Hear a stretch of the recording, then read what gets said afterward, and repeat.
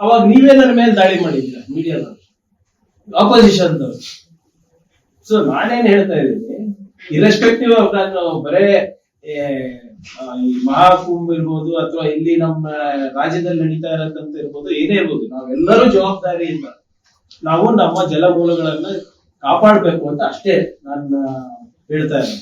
ಇದನ್ನ ಕೆಲವು ಜನರು ಸೆಂಟಿಮೆಂಟಲ್ ಆಗಿ ತಗೊಂಡು ಏನ್ ಜನರಿಗೆ ಮೂರ್ಖ ಮಾಡ್ತಾ ಇದ್ದಾರೆ. ಏನಂತ, ಇದು ನೇರವಾಗಿ ಮೂಲದಿಂದ ಬಂದಿರೋದು, ಇದು ಯಾವುದೇ ಫಿಲ್ಟರ್ ಇರಲಾರ್ದೆ ಹಾಕಿರೋದು, ಪ್ಯೂರಿಫಿಕೇಶನ್ ಪ್ರೊಸೆಸ್ ಮಾಡಿಲ್ಲ ಅಂದ್ರೆ ನೇರವಾಗಿ ಮೂಲದಿಂದ ಬಂದಿದೆ ಅಂದ್ರೆ ಯಾರು ನಿಜ ಹೇಳ್ತಾ ಇದ್ದಾರೆ?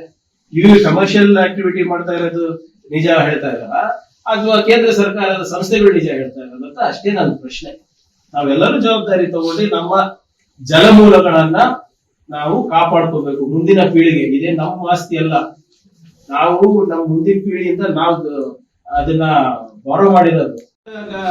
ಏನು ಗಂಗಾ ರಿಜುವಿನೇಷನ್ ಪ್ರೋಗ್ರಾಮ್ ಮಾಡಿದೆ ಅಲ್ಲ ಸರ್, 38,000 ಕೋಟಿ ರೂಪಾಯಿ ಖರ್ಚು ಮಾಡ್ತಾ ಇದೆ ಅಂದ್ರೆ ಕೇಂದ್ರ ಸರ್ಕಾರಕ್ಕೆ ರಾಜ್ಯ ಸರ್ಕಾರಕ್ಕೆ ಗೊತ್ತಿಲ್ವಾ ಆ ಜಲಮೂಲದ ಸ್ಥಿತಿಗತಿಯನ್ನ? ಸೊ ಇದು ನಾವೆಲ್ಲರೂ ಯೋಚನೆ ಮಾಡ್ಬೇಕಾಗಿದೆ.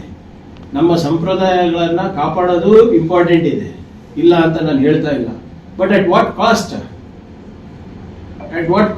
ಅದನ್ನ ಯೋಚನೆ ಮಾಡಬೇಕು ಅಂತ ಅಷ್ಟೇ ನಂದು ಇದು. ಆಮೇಲೆ ಐ ಆಮ್ ಅಗೇನ್ಸ್ಟ್ ಇವರೆಲ್ಲರೂ ಕಮರ್ಷಿಯಲ್ ಆಕ್ಟಿವಿಟೀಸ್ ಮಾಡ್ತಾ ಇದಾರಲ್ಲ, ಕೆಲವು ಜನರಿಗೆ ಮರಳು ಮಾಡ್ತಾ ಇದಾರಲ್ಲ, ನೀವು ನೋಡಿ ನನಗೆ ಅಳ್ಬೇಕು ನಗ್ಬೇಕು ಗೊತ್ತಾಗಲ್ಲ. ಒಂದೊಂದ್ಸರಿ ನ್ಯೂಸ್ ನಲ್ಲಿ ನಿಮ್ಮ ಮಾಧ್ಯಮದಲ್ಲೇ ತೋರಿಸ್ತಾ ಇದ್ರಿ, ಒಬ್ಬ ವ್ಯಕ್ತಿ ನೀವು ನಮ್ಗೆ ಫೋಟೋ ಕೊಟ್ರೆ ನಿಮ್ ಪಾಸ್ಪೋರ್ಟ್ ಫೋಟೋ ಅನ್ನ ನಾವು ತಗೊಂಡು ಈ ಒಂದು ಬೊಗಣಿ ಇಟ್ಕೊಂಡು ಇಲ್ಲಿ ನಾನು ನಿಮ್ಗೆ ಏನು ಡುಕ್ಕಿ ಹೊಡಿಸ್ತೀನಿ, ಮುಳುಗಿಸ್ತೀನಿ, ಇದರಿಂದ ನಿಮ್ ಪಾಪ ಪರಿಹಾರ ಆಗ್ತದೆ ಅಂದ್ಬಿಟ್ಟು ಜನ ಮರಳು ಜಾತ್ರೆ ಮರಳು ಅಂತ ಕಳಿಸ್ಕೊಟ್ಟಿಲ್ವಾ ಸರ್?